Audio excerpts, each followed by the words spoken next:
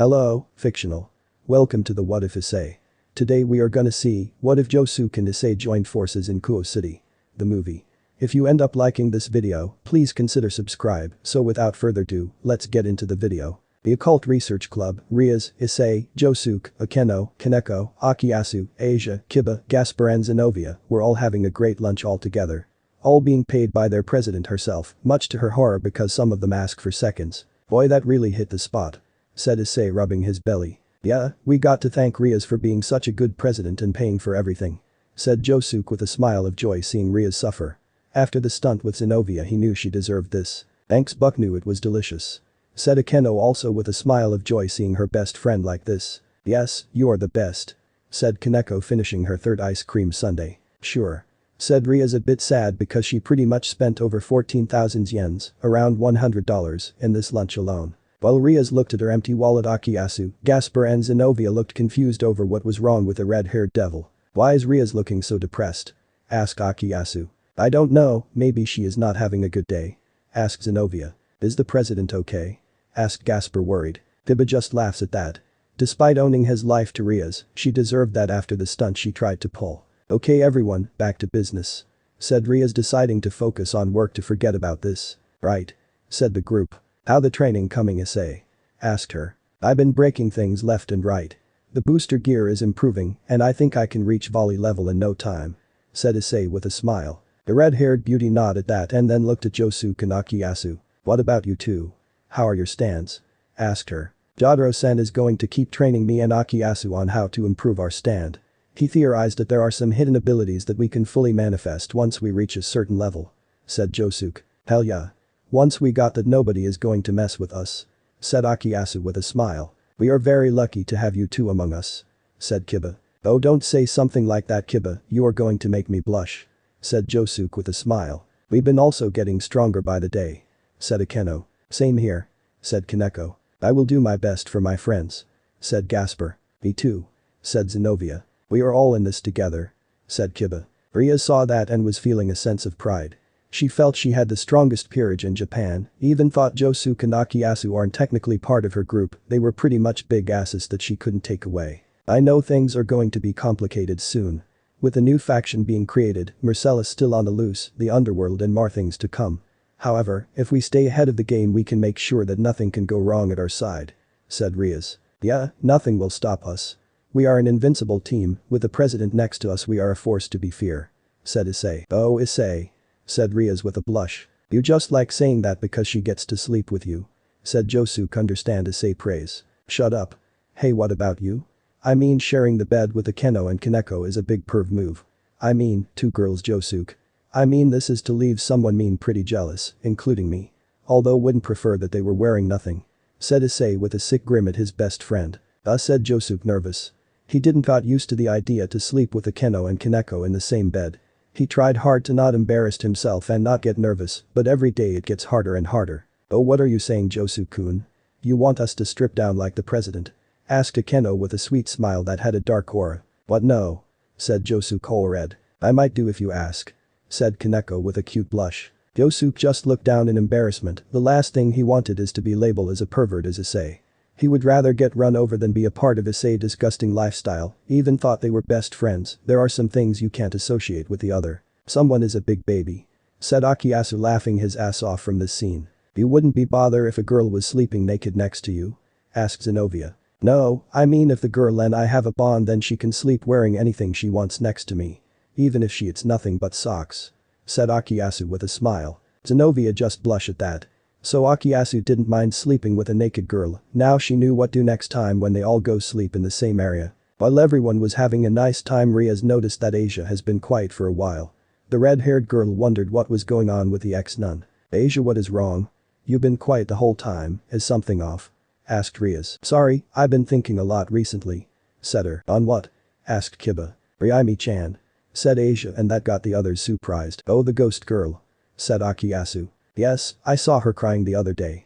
Apparently there was another murder in the region and she theorized it was her killer, said Asia lamenting. Poor girl, said Gaspar all sad. Man, imagine dying, be stuck as a ghost and then reincarnated as devil later. I mean, it's great she is alive again, but I can understand her being freaked out, said Akiyasu. The idea that there is a serial killer running around in Kuo is scary enough. Even though we dealt with worse threat, I have to take a page out of Bichirati, humans are still the scary and most evil beings that can exist," said Rias. "Haven't you guys found anything on him yet?" asked Josuke to Rias. "Sorry Josuke, but even with my connections and Sona, we couldn't find anything yet.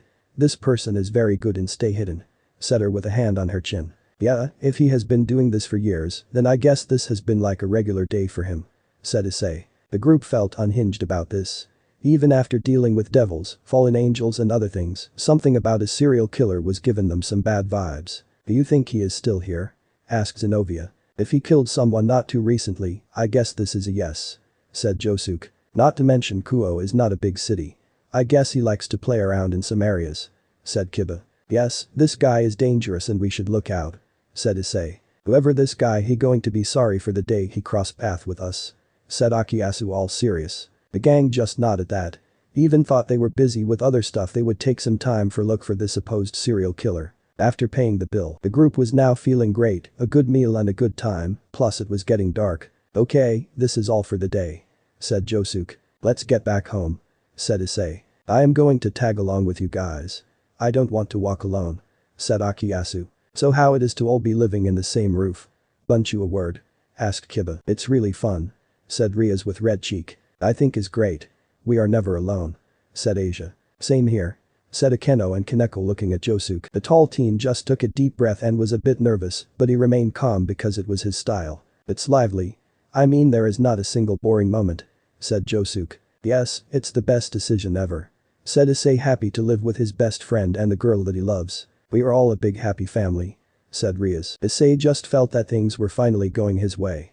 Now the only thing that he was missing was a harem. He already had Rias and Asia, but he needed more if he wanted to get the title of harem king. Well, things really have changed in. Said him ready to cross the road, not realizing that the signal was green. "Issei, look out," screamed Josuke, grabbing Issei by the collar. The teen was almost run over by a white car. If it wasn't for Josuke, the brown-haired teen would have died again. "Whoa. That was close," said Issei, taking a moment to breathe. "Pay attention next time, senpai," said Kaneko. "Are you okay, Issei-kun?"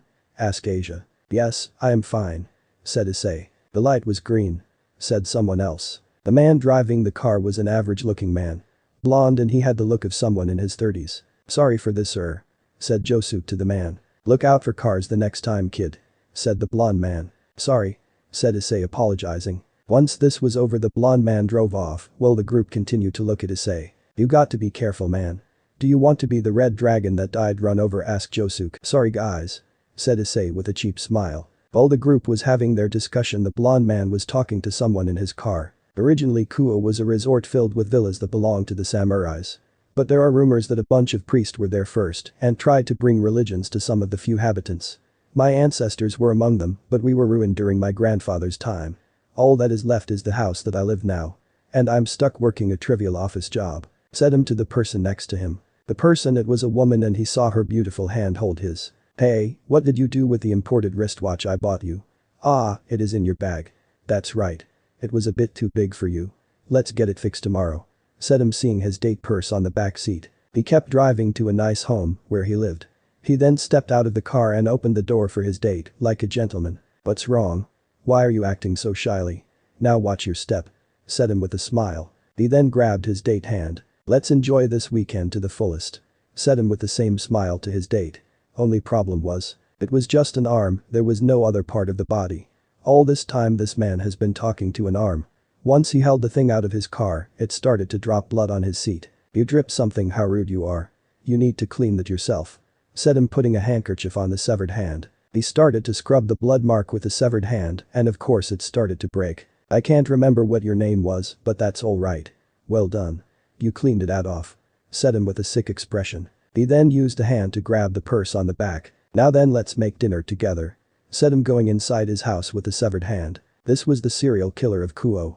Someone who has been doing this for years and was never caught or noticed by someone of the three factions. This was the area where the man that wanted nothing more than an ordinary life lived. Here, later at night, at Sona Citri house, Reimi Sugimoto, the now pawn of Sona Citri, lives with her master in one of the many spare rooms of her mansion. Now as her servant she would do her best to please her master, however things weren't the easiest for her. The girl was having one of those dreams again.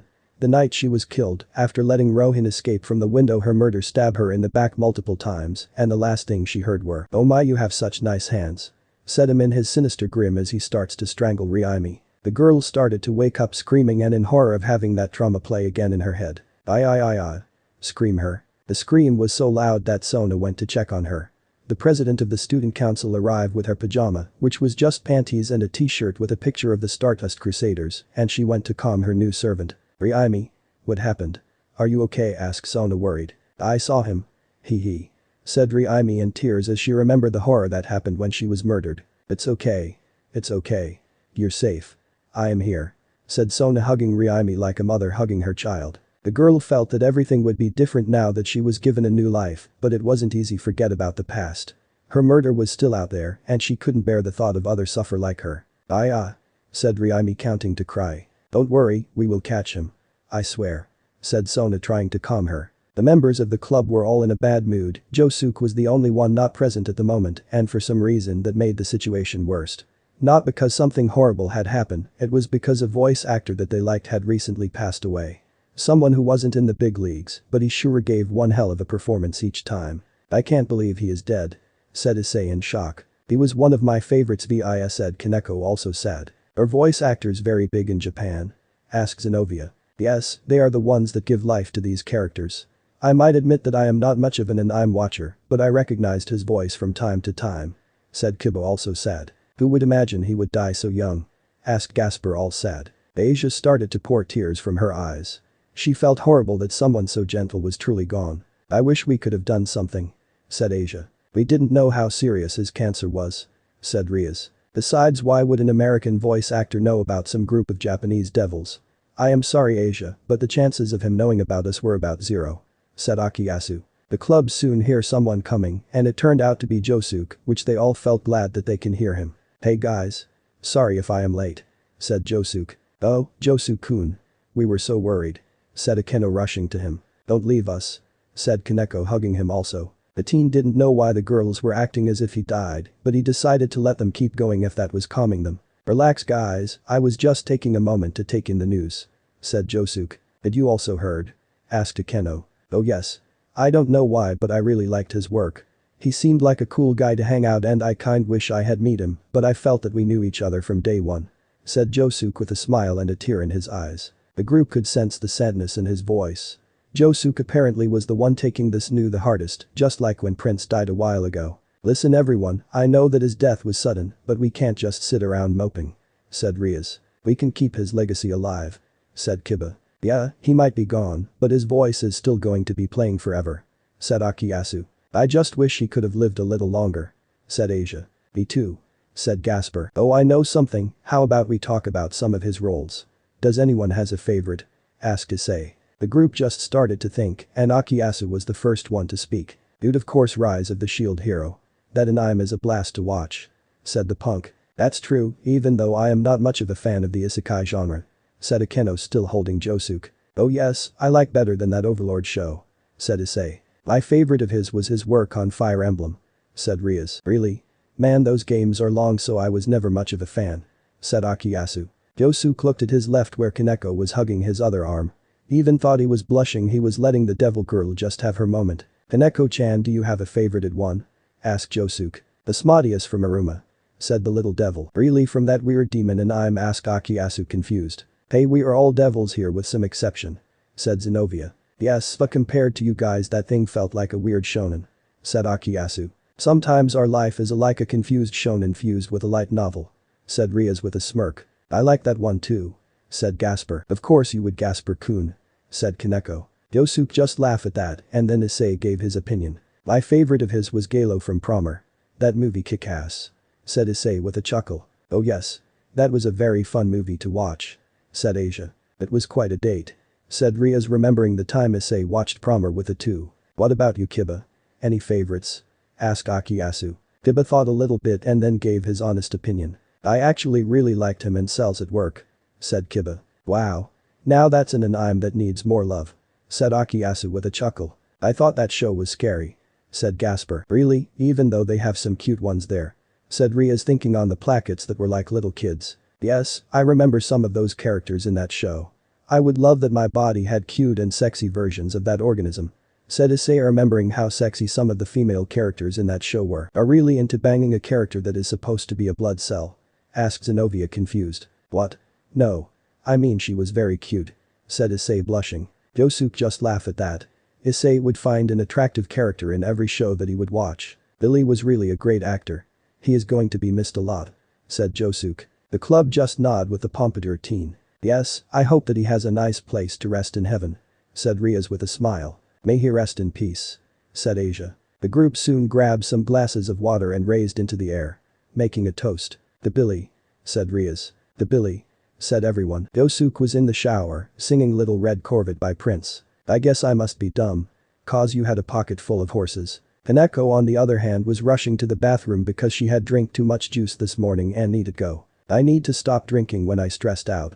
Thought her. She went to the bathroom that she usually uses, which is the one in Josuke's room. Once she opened the door, she heard some singing. Jojo is in the shower. Thought her. The white-haired devil girl wasn't as much of a pervert as Akeno, but the idea of being next to the one she loved naked was an opportunity she would let it pass. I will just use the bathroom and nothing more. Thought her, going to the toilet while blushing. She kept hearing Josuke singing and couldn't help to blush even more. He was so shy but had a great voice. He sings so well.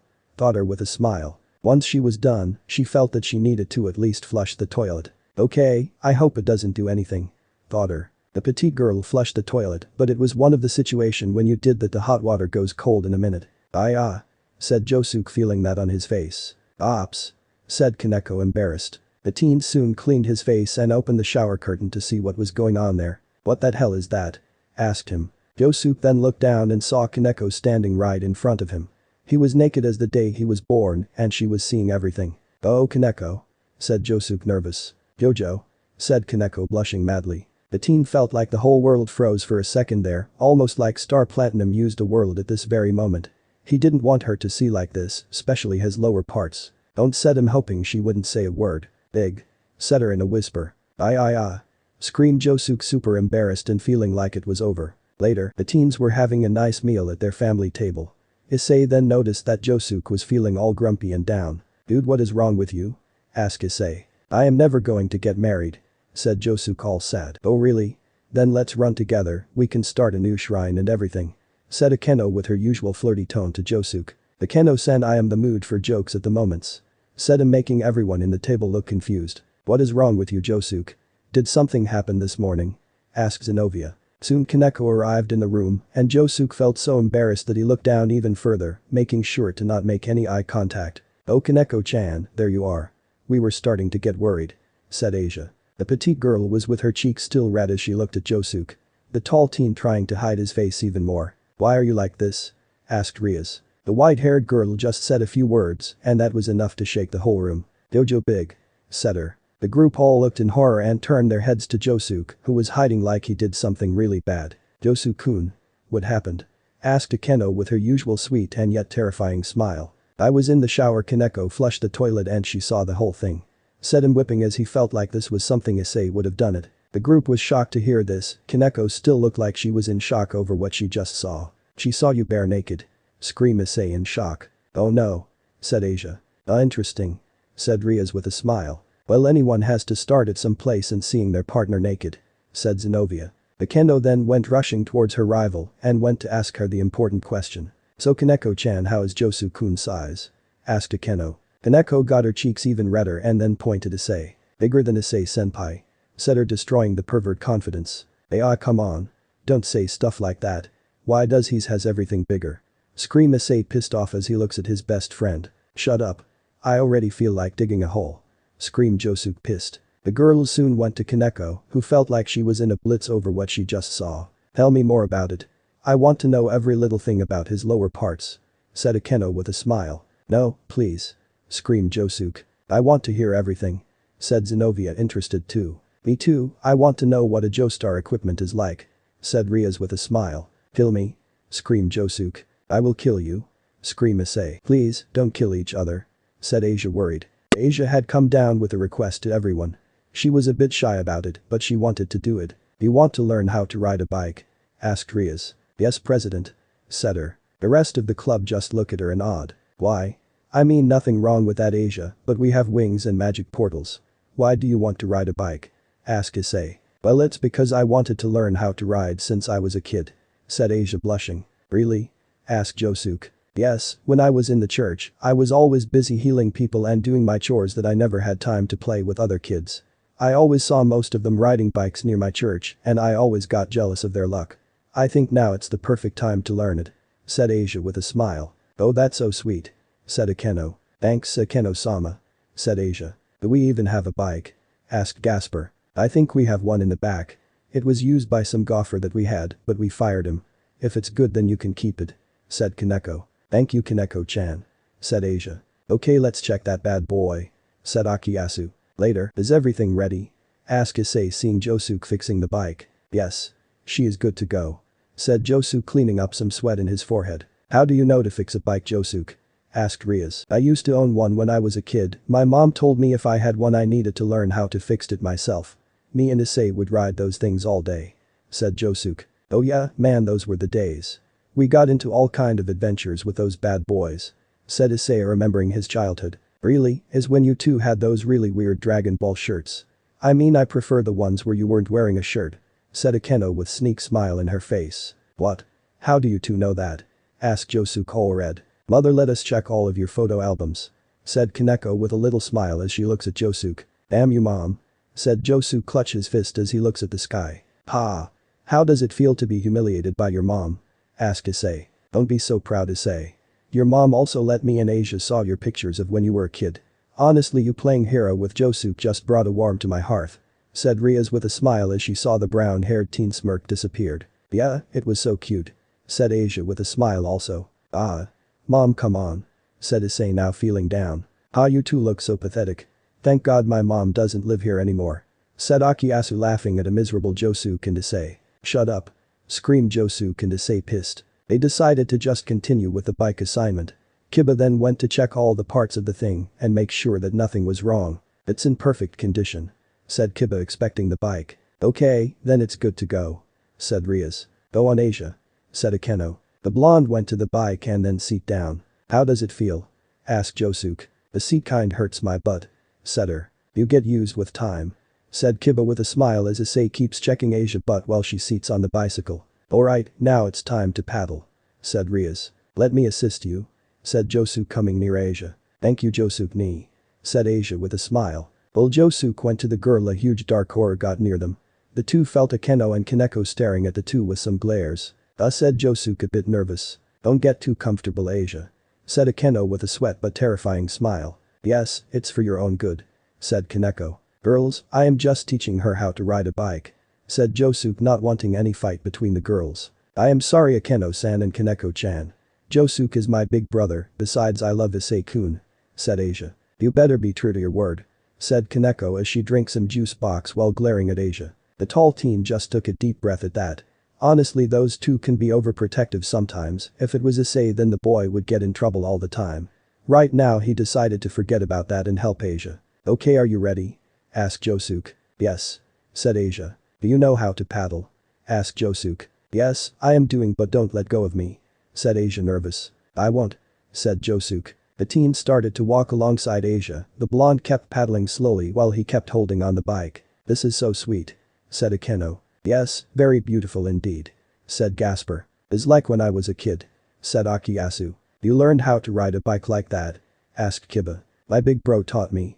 It was one of the few times that he actually went out of his way to teach me stuff. I am glad that he taught me that. After that I went from bike to motorbikes. Said Akiyasu. That's so cute. Said Kiba. Zenobia just blushed at the image of a little Akiyasu riding a bike. Then she started to image her children with him as he tried to teach them how to ride a bike. Yes, really cute. Said Zenobia, lost in thought. Wait, what is Josuke doing right now? Asked Issei. The tall teen was getting off from pushing the bike, pretty much letting Asia take the lead. Okay, are you still good on this, Asia? Asked Josuke. Yes. Said her, paddling. Keep paddling. Said him. I will. Said her. Then Josuke started to back away and now Asia was paddling alone. What? Said Zenobia, confused. Nice move there. Said Rias with a smile. Asia was so nervous about riding a bike. She was just waiting for the time to fall down, but with Josuke by her side, she knew that nothing bad would happen. Josuke, please don't let go, I don't know if I can keep this. Said Asia worried. I won't let go at the moment. Said Josuke now away from the bike. Why? Asked her scared. Because I already did that, you are doing great Asia. Said Josuke. The former nun saw that she was really all by herself while riding the bike. She was doing what she always wanted. I am riding alone. Said her happy. The club was also happy to see the blonde actually going for it and paddling with no problem. Yes Asia, you did it. Said Issei. I did it.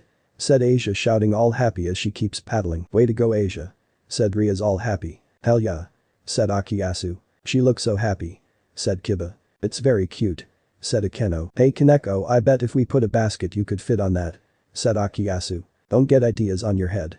Said Kaneko glaring at the punk. The group then saw Asia kept paddling to the other side of the street, away from their view as she went off. Shouldn't you be with her? What if something happened? Asked Akeno. Let her enjoy. Besides we aren't going to encounter any criminal at the moment. Said Josuke with a smile. But Asia, this is so great.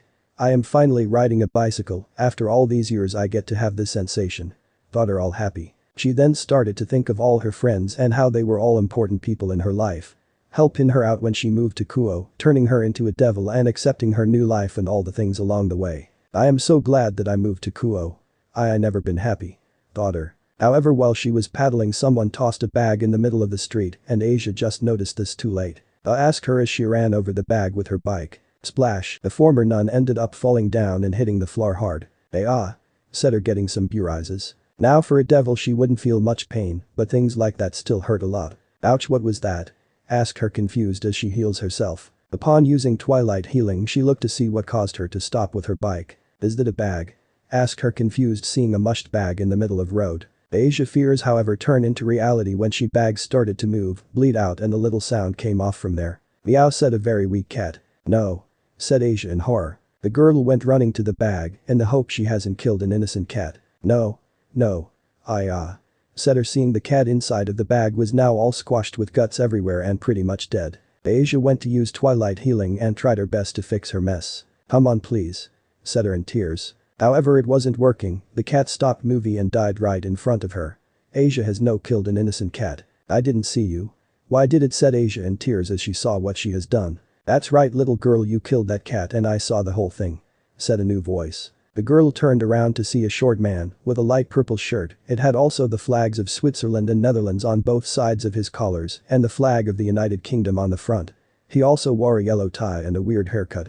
He was sitting on a bench near some shades to protect him from the sun. You can say it was an accident, after all someone put that cat in the bag and tossed in your direction. That's something very evil to do. Said the man. We got to do something. Is there a vet or some place that can treat animals nearby? Asked Asia. What is the point? He is already dead and will never live another day. That cat must had his last life and you ended it. Said the man. How can you say that? I didn't see him and I was just trying to enjoy my new bicycle. Said Asia. Aren't you a devil? Asked the man. Asia then got shocked that this man knew about her true self. How do you know that? Asked her. Let me just say I am not your average Joe. I know a lot more than people tend to know. Said him with a smile. Asia felt a little bad, but at least she didn't had to lie a lot. Yes, I am a devil, but I don't cause any harm to others. I am a bishop. I cure and heal people. Said her. Okay, but you can't bring the dead back to life. Let me just ask, are you part of a peerage? Asked the man. Yes, my name is Asia Argento, I am the bishop of Ria's Gremory from Kuo Academy. Said Asia. High school, I graduated from there 2 years ago. My name is Tamami Kobayashi and man do I miss those days. Sometimes you feel like high school will never end, but one day it does. Now let's get some business done, you don't want to get in troubles with your master, so let's make some deals, sit here. Said Kobayashi putting a hand on the bench that he was seating. Asia didn't know what to do. Yes, it was her fault that the cat had just died, but she felt there was something off about all this and she wanted to call Ryuzo Issei and Josuke. I can call my master to talk with you and said Asia, but Kobayashi put a hand on her shoulder. Girl, I want to speak first with the one that caused all this. After all it's time for some negotiation. Said him with a creepy smile. Asia felt that she was set up, but she was too shocked that she killed an innocent cat that the thought just passed her head. Back with the club. Where is Asia? She is taking too long. Said Josuke. Do you think she might be in trouble? Asked Issei. Let's see what is going on. Said Ria's going to find her bishop. Asia now felt threatened, this man knew she was a devil and saw her killing the kitten. She wasn't good with talking back, this what Ria's Josuke and Issei were good at. She felt super nervous and didn't know what to say. "Now listen here, let's talk about making a deal," asked Kobayashi. "Huh?" asked Asia confused. "Hey, are you deaf? It wasn't your fault, but you penalty think you can get away with killing my cat for free?" asked Kobayashi. The answer shocked the blonde devil to her core. "Your cat? That was your cat in that bag?"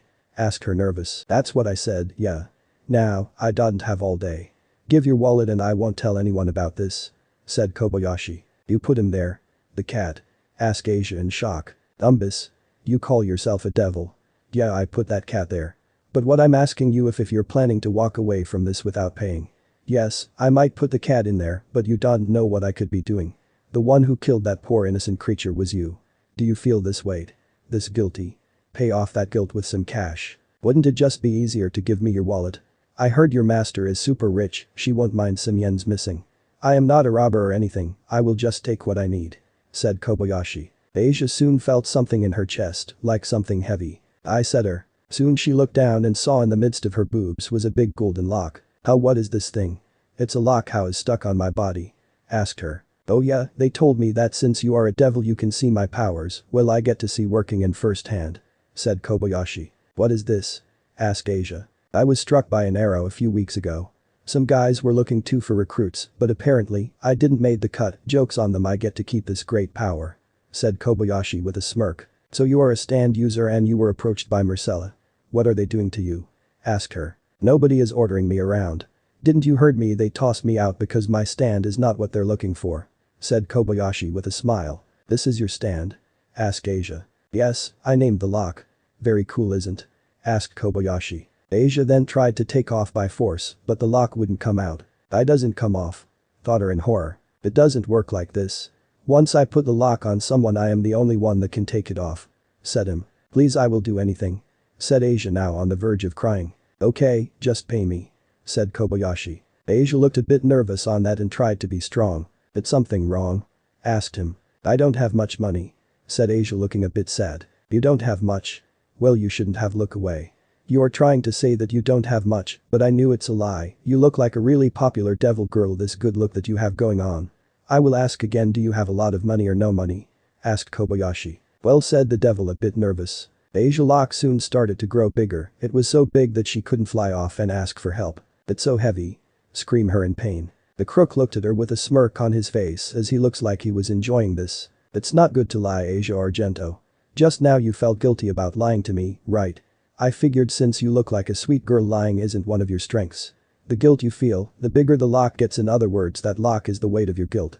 That thing is automated of something, it doesn't matter if you're sleeping or if you try to run far away, it will never come off," said Kobayashi. "Please, in God's name," said Asia in tears and a little heeched. "Ha! You still pray to God? I heard he was gone," said Kobayashi. The devil was now crying and she didn't know what to do now. "I can't take this off. It's too heavy," thought Asia. "Stands are really amazing. I am glad those assholes didn't hire me, I am tired of being someone's stooge," said Kobayashi. The awful man soon went towards Asia and smirked at her face. "Now Asia, where is your wallet?" asked Kobayashi. The girl couldn't do much and so she gave him her wallet. "Wow, Asia. You must be a really popular devil, look at all this," said Kobayashi, seeing the wallet full of cash. "But that's my hard-earned money, I need to buy food with that," said Asia. "Oh really? Then go and die," said Kobayashi with a smirk. "Hey, what is going on here?" asked the pissed off voice of one Ria's Gremory. The rest of the orcs soon arrived to see what was going on with Asia and they're not happy at all. "What are you doing with my bishop?" screamed Ria's president. "Josuke and Issei-kun," said Asia relived. "You're stealing from her and using a stand.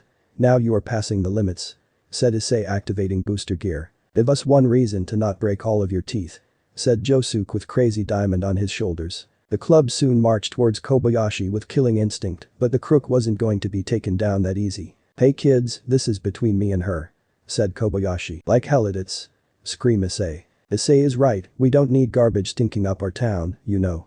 From what I just saw there's garbage here that suits some cheapest stand. Gotta bag that shit and toss it out," said Josuke, sounding really mad. Then Akiyasu, Kiba and Zenobia want to see the lock on Asia's chest and they wanted to see if they could take it off. "Can you pull it off?" asked Kiba to Akiyasu. "I can't, it's really deep, I heard," said Akiyasu. "Let me try," said Zenobia, pulling it off but with no luck. "Any luck?" asked Akeno. "Damn it. It's like glued to her body or something," said Zenobia. Let me try, said Kaneko. The rook used her great strength to try to pull it off from Asia's chest, but not even her was able to take it off. It's like fused to her.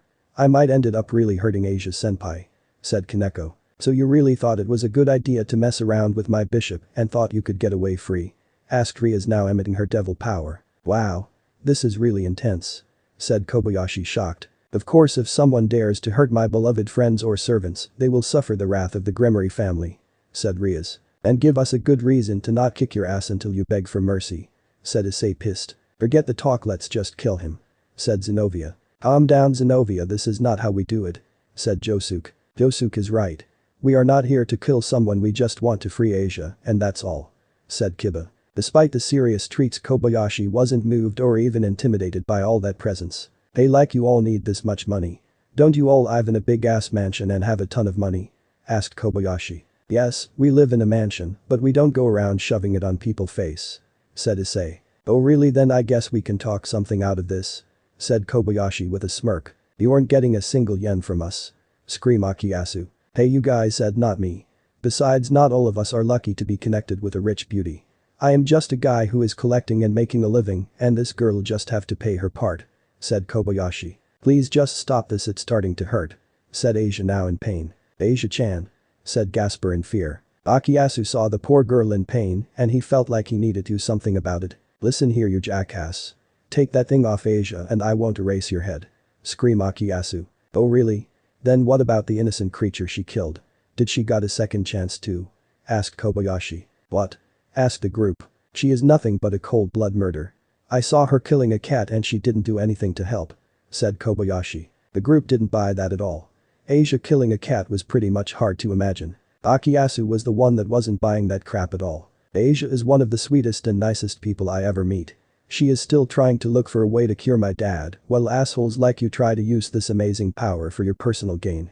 In my eyes, the real devil is you, asshole, screamed Akiyasu, poking Kobayashi. Akiyasu-kun, said Asia, moved by that. Take your hands off me, you monkey, said Kobayashi. The fuck are you going to do if I keep poking? Hey, asked Akiyasu, continuing to poking Kobayashi. Oh no, said Kobayashi, now feeling like he was losing balance. The group saw that and was wondering what that hell he was doing now. What is this?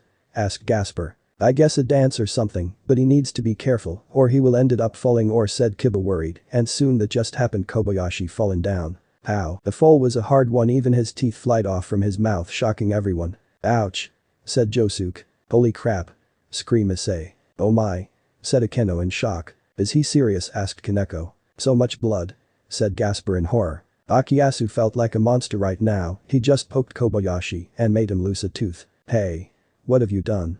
Do I deserve this? I guess they're right, Ria's Gremory peerage is nothing but cold blood monsters, said Kobayashi, crying as his mouth bleds. I am sorry, I didn't mean to, said Akiyasu, but Kobayashi wasn't done yet. No. Stay away from me, you monster, said Kobayashi. Hey wait, I didn't mean to, I am sorry, said Akiyasu, now feeling guilty, and that's when Asia understood what was going to happen. Akiyasu, no, screamed Asia in horror. Then a lock just like the one in Asia appeared in the punk chest. What? Screamed everyone in shock. Akiyasu, be careful, he got you now. Nobody do anything stupid, screamed Rias. Unfortunately, Zenobia didn't hear and wanted to make sure Akiyasu was okay. Stop with this. We will do anything you ask, said her nervous. Zenobia, stop, said Issei, now getting the idea. You feel guilty too? Asked Kobayashi. Then another locker appeared in Zenovia's chest and like Akiyasu and Asia was very heavy. You too? Said Rias in shock. It's so heavy, said Zenobia. He played with all of us, said Kiba, pissed. Bastard, said Josuke. Be careful everyone, said Rias. Now how are you kids going to pay me now?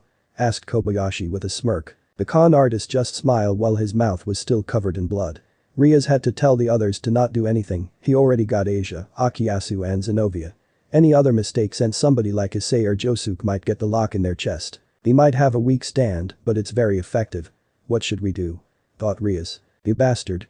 Take this out of our friends, screamed Issei. Look, it's not my fault. They pushed me and I am in so much pain, said Kobayashi with tears. Well, said Akiyasu, still feeling a little bad, but Zenobia was there to stop that. Akiyasu, stop it. This is his trick, we need to remain neutral, said Zenobia. Oh, you figure out. Listen here girl, I will take those locks off if you give a good amount of money, said Kobayashi. Oh no you don't, President, just give me the world and I will boost this asshole into dust. Said Issei, preparing booster gear. Don't do this, man. You might cause the locks to get heavier on them. Said Josuke. Well, we are in a tough situation. Said Kiba, worried. So what do we do? Asked Gasper, worried. Silence, guys, I am having a chat with the big boss devil girl. Said Kobayashi with a smirk. Ria's just glare at this man with pure hatred. She wanted to turn him into dust or something, but she didn't want it to risk her friends' lives. In the end she felt she would have to pay him. Josuke-kun, can't you use your stand to rip the locks off? Asked Akeno. I would hurt them. Shit, this is complicated, I wish there was a way. Said Josuke. Jojo. Said Kaneko. What is Kaneko? Said him. Look here. Said her. Asia saw the white-haired girl with the squashed bag and her lock got a little bigger again because that was the bag that was the cat that she killed. This is the bag that poor cat was inside. I didn't see him and I would never hurt any living creature, and said Asia, all sad, but then Josuke cuts her. Asia. Said him. What? Asked her. This isn't a cat. Said Josuke, looking inside of the bag, shocking the group. He even showed that it was a fake cat. But I saw its body and blood and. Said Asia. It's a model and those are fake guts. They are paper match with red paint and water. Said Josuke, looking at the bag. But I, said Asia, still in disbelief. It's a fake one, senpai. Said Kaneko, all calm. So I didn't kill an innocent cat? Asked Asia, now all calm. Soon the lock in Asia's chest was now gone and she felt a lot better. Oh no. She doesn't feel guilty anymore, thought Kobayashi in fear. Looks like Asia doesn't feel guilty anymore. Said Rias with a smirk. Well, what about our friends over there? Said Kiba, pissed, still seeing Akiyasu and Zenovia in pain. Wait a minute. Let me check your mouth. Said Josuke, going over Kobayashi. Josuke then activated Crazy Diamond and soon started healing the croc mouth. Here. Said Josuke, all calm. What did you do? Asked Issei to his best friend. I fixed his teeth, now he is back how he was before and with no more pain. Said Josuke, all calm. Soon Akiyasu and Zenovia had their locks gone. Akiyasu didn't had more regret because Kobayashi was now healed and Zenovia was now calm because Akiyasu was now saved. The lock? Said Akiyasu, all happy. It's gone. I don't feel the weight anymore. Said Zenovia, all happy. Oh no. Said Kobayashi in fear. Well, looks like we don't have any more guilty or sorrow for you. Said Rias with a smirk. President, let me be the first one to teach this man a lesson. Said Akeno with a sadistic smile as lightning was coming out of her hand. Sure, Akeno. Said Rias. Kobayashi knew he was screwed because while he wasn't that smart he could put together that he wasn't strong to handle Ria's Gremory peerage. I am sorry. I am going home now. Said him, leaving. Hey. Where is Asia money? Screamed Josuke. The man put the bills folded in the floor so they could reach. Here. Just don't hurt me. Said him, running away. Soon the croc left and the entire group felt a bad taste in their mouth because of him. I can't believe a meek guy like him got a stand. Said Akiyasu, pissed. It's like the arrow wanted to give the weakest stand possible. Although that lock really hurt my chest. Said Zenovia, touching her breasts. I guess not every stand is a winner. Said Issei. But even so we should be glad that isn't like those other stands we countered before. I still can't wrap my head around the one that Akiyasu and Zenovia fought back when we team up with the church. Said Kiba, remembering hearing about Notorious B.I.G. What kind of stand was that? Asked Gasper. The worst kind, Gasper. Said Zenovia, still having nightmares of that monster. At least Asia is safe and she got her money back. Said Issei. However, once she went to grab the money she had a shocked reaction. Ah. Scream her. What is it, Asia? Asked Rias. My money. Said her. The group saw what was going on and they saw that Yen's bills were ripped. The top parts were the only thing kept, the bastard took off the rest of the money with him. The bastard took off most part. Said Issei, pissed. And you ask for the bank for new bills? Asked Akiyasu. No. It's ruined. Said Asia, all sad. So in the end he escaped. Said Kaneko, angry. Don't worry, Asia, I am going to give your money back. In return we will figure something out. Said Rias, patting Asia in the back. Thank you, Bunchu. Said Asia, will tie better. Meanwhile, shit, I should have cornered her in a place where the rest of those people wouldn't come. How do I do that? Asked Kobayashi, thinking of a way to con those devils again. However, he got an idea. Well, he didn't stick around with Marcella enough, he did learn a thing or two about devils. Devils need people to form contracts. Don't they? Asked him with a smirk. The next day, after the events of the previous day, the Orc Club decided to tell Azazel, Jotaro, Michael and Search about Kobayashi. The faction leaders thought while his stand was a little troublesome, it wasn't anything to be worried about. They decided to keep an eye on the croc and make sure he didn't strike again. Asia decided to just move with her day, she had a person who wanted to see her for a deal. So Asia going to another client? Asked Issei. Yes, maybe I can get another contract, said Asia all happy. Oh good. At least you don't have to keep just hanging around Rohin-sensei, said Josuke. Yes, that guy is creepy enough having you or Reimi all to himself, said Issei, still pissed with Rohin to what he did to them. Rohin-sensei is busy today, so it's good to look for new clients. I hope this one decided to sign my contract as well, said Asia all happy. Good luck Asia, said Rias. Thank you, said Asia being teleported away. Later, Asia arrived at regular Kuo household. It was from a nice neighbor, and soon she knocked on the door and was greeted by a regular woman in her 30s. Hello, said Asia. Oh, are you the devil that I requested? Asked the woman. Yes, I am Asia Argento from the Gremory household. Aren't you a cutie, come in, said the woman. Thank you, may I ask madam what kind service would you like for me to do, asked Asia. Oh, my friend told me of all kinds of great things that you devils do. He is here to help me know how to ask you properly and not abuse of your power and time, said the woman. Really? Wow, you must have a really good friend, said Asia. I have, isn't that right Kobayashi-kun? Asked the woman. Upon hearing that name, Asia was shocked to see that croc sitting on her client house, having tea and just smiling all calm. Oh hi Asia-chan, said him with a smile while Asia was shocked to see him. What are you doing here? Said Asia in horror. Oh, Kobayashi-kun told me all about you and your household. I just had to try out a deal with you devils, said the woman. Yes, there is nothing wrong with that. It's a recommendation, don't you need more clients to get more power? Asked Kobayashi. But said Asia, nervous because now she was alone and having to deal with this bastard. Well, what are you doing there Asia-chan? Sit. We have so much to discuss, said Kobayashi with a smirk. Asia felt nervous, she was a bishop, she didn't have the fighting abilities to deal with him. Also, she knew she was the most sensitive, maybe Gasper, but she was also pretty fragile too, of the whole peerage. She didn't know what would happen if the lock was put on her again. Asia was shocked to see the crocked man just sipping tea in her client house.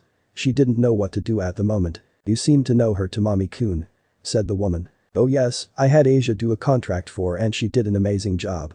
You will like her, said him while smiling at Asia. Well, isn't this great, said the woman. Asia just gulped as she stared at the man, she wanted to know what was he doing here.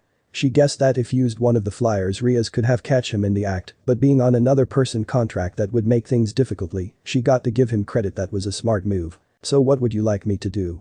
Asked Asia. Well, I was thinking maybe help me organize the house. I heard you devils have great eye on decoration, said the woman. You got that right, I saw how her master decorates her servants. Ain't that right Asia? Asked Kobayashi.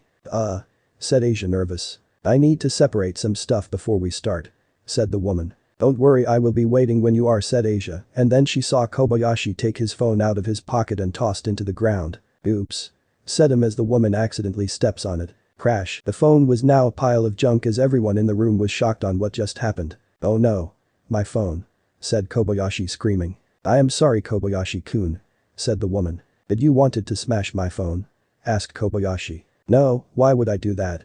Asked the woman, worried. I don't know, maybe because it was an old model and you wanted to have this thing out of your house.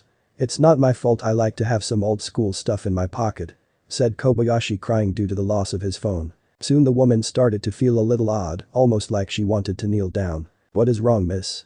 Asked Asia. It's like my chest is getting heavier, said the woman, feeling a weird sensation. Oh my, I think that's guilt, said Kobayashi with a smirk. Asia then had a look of horror in her face. A lock appeared in that woman's chest. Due to her being a regular human being, she couldn't see it, but Asia knew very well what that stand could do it. I need to go to the bathroom, please excuse me, said her. Sure, said Asia. As soon as the woman left the room, Asia stared at Kobayashi, she had enough of his trick. What are you doing now? Asked Asia. Well, I wanted to have a better catch than what you got. Why do you act like that was your hard-earned money? You live in a freaking mansion and is best buds with a super rich hot eye, you are going to miss a few bills, right? Asked Kobayashi with a smirk. Asia was a woman of faith, even though she learned that God wasn't around and she has been turned into a devil, she remained faithful. She would finally do something she never expected to do, fight someone. I had enough of you, said her, opening her devil wings. The crocked man just smirked at that, he wasn't scared at all. Please, do you think you scare me? All the others from that peerage look a bit off, including your stand users allies, but you look like you would never even hurt a flower. Plus I heard you are bishop, what good is that anyway? Asked him. I am not a scared little girl. I am Asia Argento, Ria's Gremory bishop, and I decided to have you gone from my life, said Asia, all serious. The crocked man sounded a bit surprised, but he wasn't scared. This girl was a former nun, what good could she do against him? I learned a lot about your little group, your power is healing. What good is that in combat? Asked Kobayashi. The girl knew what he meant. She wasn't super skilled in combat or in magic, in fact she helped more in the raiding game against Riser more as in a healing ability than combat. You are going to make me feel bad, Asia-chan, do you want that? Asked Kobayashi. Shut up. I had enough of you.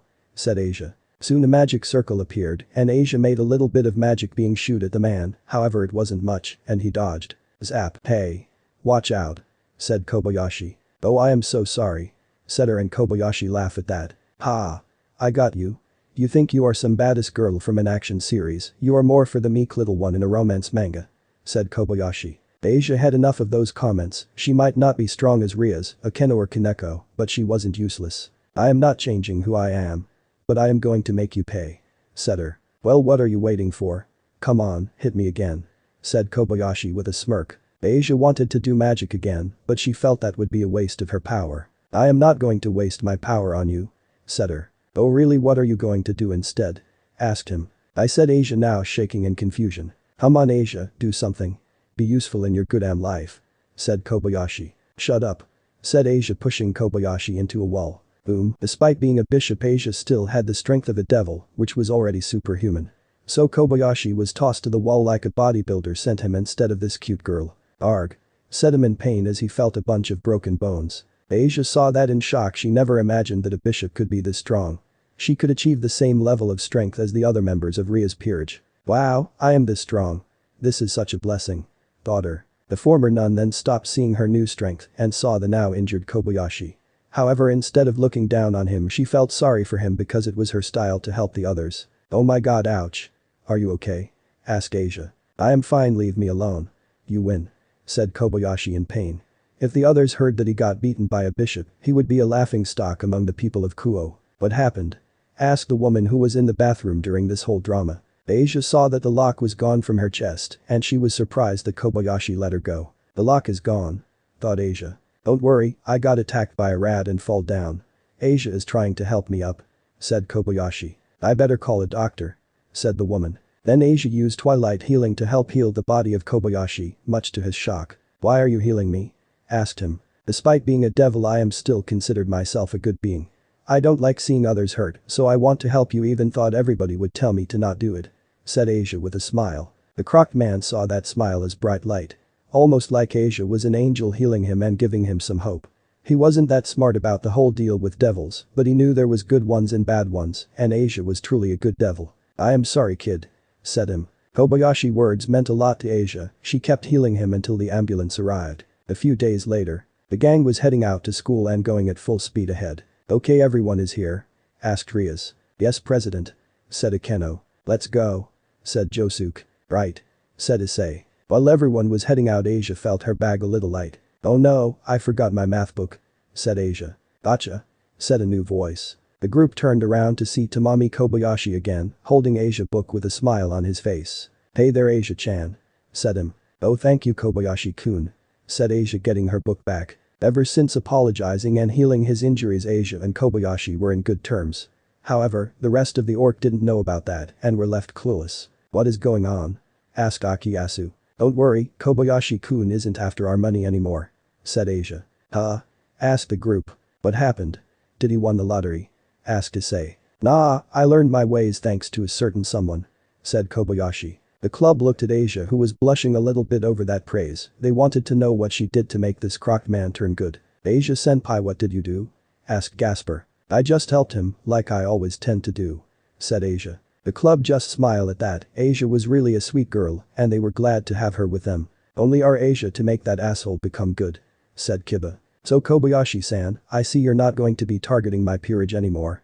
Asked Rias. Yes, I decided to have a better and honest life. Said him. That's great to hear. Anything else? Asked Rias. Oh yeah, I am also here to inform you kids of another thing. Said him. What is it? Asked Josuke, confused. I wasn't the only guy who was chosen by the arrow of that Marcella woman. There was another person that she gained a stand and then she rejected, and he is a student at your school. Said him. The group looked in shocked at that. There was a stand user in the school and they didn't know about it. What? Screamed them. Issei Hyoudou, or Issa as most people tend to call her, is a girl very infamous around the city of Kuo.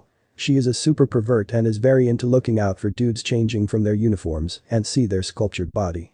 She wanted to be called the harem queen, to have a reverse harem just for her with the best guys that the world had to offer. Well, this girl seemed like to only attract bad news, and nobody would ever wanted to be friends with her outside of other pervert girls. Well, there was one other girl that was Issei's best friend for almost 10 years, and she has been alongside her ever since. Josie Hayashikata, or Jojo as most people called her, was the total opposite of Issei. Jojo was a bit taller, had a little more muscle, a bigger chest, and around 90 cm Zenobia-sized breast, but the most deifying thing about Josie is her hair with a pompadour and 2 pigtails on the side with 2 hair clips in each one and heart-shaped. Those two were the polar opposite of each other, and yet they were best friends. Right now, Josie was on Issei household to make sure that the girl goes to her first day of New Year in Kuo Academy.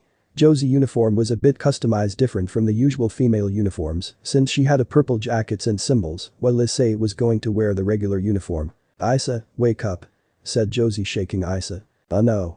5 more minutes," said Issei, still on her bed. Josie then tossed her backpack into the floor and jumped on Issei's bed to make sure she wakes up this time. "Hey. You pervert idiot. Wake up," said Josie, jumping on Issei's bed. "Oh, Josie. I am up now. Crazy woman," said Issei, getting the bangs out of her face while she wake up. "You wouldn't wake up, so this is the best solution that came to my head," said Josie, doing a kawaii pose with her face and hands. "You bitch. Okay, I just need some time to get things done," said Issei. "Hurry up, I don't want to be late," said Josie. Later, the two girls were now walking towards Kuo Academy.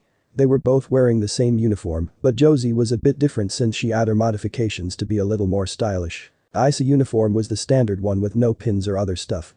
It was just the white uniform and skirt. Josie could tell that something was wrong with her BFF, she could sense from a mile away. "What's your problem today?" asked Josie. "Jojo, why did we join Kuo Academy?" asked Issei. "I joined because you joined too. You had something in mind about boys," said Josie, blushing a bit annoyed at Issei. "Of course. Because it used to be an all-boys school, now they took off that rule. It's my perfect change to gather my harem," said Issei, all determined. "Oh yeah, because that's the main reason any girl would join Kuo Academy," said Josie, rolling her eyes out. "You don't get a saying in this." "Well, I get a few nosebleeds and peaks. You've been getting first row seat to all the sports events and see all the male action first center," said Issei, annoyed because Josie was very popular with the boys of the school and was called one of the beauties of Kuo Academy. "What? Just because they keep giving me those tickets, it doesn't mean I am going to huggle any guy that looks at me. Besides, I am a romantic girl, I want to fall in love first," said Josie. "I hate that you're a smooth talker with the guys. Not only that, you have a better ass and bigger boobs than I will even have," said Issei, pointing at Josie's breast. "Can you stop talking like I have breast the side of some of your hentai shows?" said Josie, annoyed. "Compared to mine, you might as well have basketballs for boobs," said Issei. "Do you want a black eye?" asked Josie, pissed. "Sorry," said Issei, now scared. Josie knew this wouldn't change Issei. Ever since they were little, she was fixated in boys and getting more close to having a group of boys all around her. Josie was a bit shy in regards of love. Issei was a desperate pervert girl, while Josie was a shy giant. "Look, Josie, just let me have at least a couple of your guys. Tell you have a cute friend that will give them a good time. Just make sure to ask for some pics and send them to me before we have a deal," said Issei with a smile. "Why don't you focus on getting one boyfriend first?" asked Josie. While the two were walking, 2 other girls from Kuo Academy appeared. They looked to be third years, and one of them were a bit taller than Josie. They looked at the duo in pure anger. "Hey, Issei, Hyoudou," said one of the girls named Jin. Yeah. Can I help you?" asked her. "You bitch. You were spying on my boyfriend changing from the volleyball game, right?" asked Jin. "Nope, I wasn't." "Josie, tell this is a lie," said Issei to her best friend. "I mean, you were at the game and then you disappeared and oh no," said Josie, a bit desperate. "Oh thanks, Josie," said Issei, annoyed because Josie was horrible in coming up with lies at the moment. "You bitch. I never even seen my boyfriend naked. I can't believe you were the first one to see and not me," said Jin, mad. "Please forgive Issei. She doesn't know what she is doing. Please bow Issei," said Josie. Sorry," said Issei, bowing and looking confused at Josie. "We are not getting you two off this easily. We are going to teach you two a lesson," said the second girl with an iron pipe in one of her hands. "Are you guys going to beat me?" said Issei, now scared. "Hey, this is a bit too far. I know what Issei did was wrong, but," said Josie, now scared, "but those 2 senpais weren't playing around." "Shut up, you giant," said Jin, pushing Josie to the ground. "Please don't hurt her. I will accept anything but leave Josie alone. She has nothing with what I did," said Issei. "What a good friend. Too bad this won't be the case," said Jin with a murderous smile. "For this she will get the first one," said the other girl that brought the iron pipe towards Josie. The girl beat Josie back with the iron pipe, and if the girl wasn't already strong, she would have felt more pain than before. Said Josie in pain. Josie. Screamed Issei scared. Issei, don't worry about me. Just run. Said Josie in pain. Josie. Said Issei in tears. Are you sure you two aren't lesbians? Said Jin seeing this scene. Yes, you two are the perfect pair. Said the other girl. I guess we can shave off this ugly haircut from you. I mean you have the courage to go to school having this thing on your head. Asked Jin laughing. Issei was now in fear, not from the bullies but for Josie. Now the shy and calm girl aura was gone, and one from a berserk monster was now awakened. Hey senpai. What did you say about my hair? Asked Josie getting up and now feeling a little pissed. You shouldn't have said that about her hair senpai. Said Issei now scared. What? What does her has to do with said Jin and then this happen? The girl couldn't see coming, but Josie delivered a powerful punch direct towards her face. The tall girl had experience in martial arts, so she knew how to throw a punch. Bam, the senpai was now on the ground, while her lackey saw that in pure fear also. Gin-chan. Said the other grabbing the iron pipe and aiming at Josie. The was just catch the pipe with no problem and tossed to the side, leaving the poor girl now defenseless. Said the other senpai in fear. What was just that? Asked Jin now getting up. I asked nice and tried to act all calm towards the situation. You two didn't know how to quit. So listen you bitches. You two better start running, or I will break your faces so much to no plastic surgery will fix what I have done to you two. Said Josie pissed preparing a punch. What was that? Screamed the other senpai. She is crazy. Screamed Jin running. The two girls were running away, while Issei and Josie stared at those two screaming like crazy bitches. Well this one way to know your senpais. Said Issei with a laugh. You told me that you went home. Said Josie looking at Issei with a stare. Yeah, I had to stop at the male changing room. Said Issei with an uncomfortable look. What am I going to do with you? Asked Josie facepalming. Hey. The back door was just open for anyone to get inside. How come I could not take that opportunity? Asked Issei. Issei, you couldn't have just go home? Asked Josie tired. I knew I would be caught either by the team or someone related to them. Luckily, I have my giant bodyguard to protect me. Said Issei with a smirk. It's genetics. And I am not your bodyguard you pervert batch. Said Josie pissed. Later, Josie went to the volleyball team and using puppy dog eyes, she managed to have them forgive Issei for what she did. Thank you boys, I own you all one. Said Josie with a smile. Oh it's okay Josie-chan. Said most of them. Once this was over Josie stared at Issei with her arms crossed, it was going to be a long way to have that girl fixed. Seriously, this the last time I will save your ass. Said Josie. Josie you've been saying this since middle school and look where we are. Said Issei. You know one day my grandpa will put you in asylum for Kuo's sake. Said Josie pissed. Soon two new girls appeared, Issei other friends and two girls that Josie preferred not to get close to. The other members of the infamous pervert trio of Kuo Academy, Mitsuyo and Moto, one had her head shaved and the other had blonde hair and glasses. Hey Josie-chan and Issei-chan. I saw that you had ran with some of the girlfriends of the volleyball team. Said Mitsuyo to the two. Yeah, thanks to you two I received most of the blame again. Said Issei. How come nobody has punished you two today? Asked Josie. If you wanna know Josie-chan, we made a method of hiding in our lockers until the situation was down. Nobody expected us for a while. Said Moto. You girls are going to end up expelled. Said Josie. Soon while the four girls were chatting one person stood up and caught their attention. He was tall, muscular, had long red hair and built like a Greek statue. Every girl went nuts upon seeing him. Isn't that one of the popular guys in the school? Asked Josie. Richard Gremory, he is so dreamy that I could just grab that perfect ass. Said Issei with heart in her eyes. He is so muscular and all athletic. Said Mitsuyo. Yeah, and his bulge is bigger than the average. Said Moto with a smile. Alright you bunch of horny girls. Let's go to class before I have to bail you three of a necessary beating again. Said Josie. The group went to class while Richard just spotted the group and that got his attention, mostly especially the girl with brown hair. End of the here. So that's it for today's video guys, before you go just like the video and share it with your friends. Bye.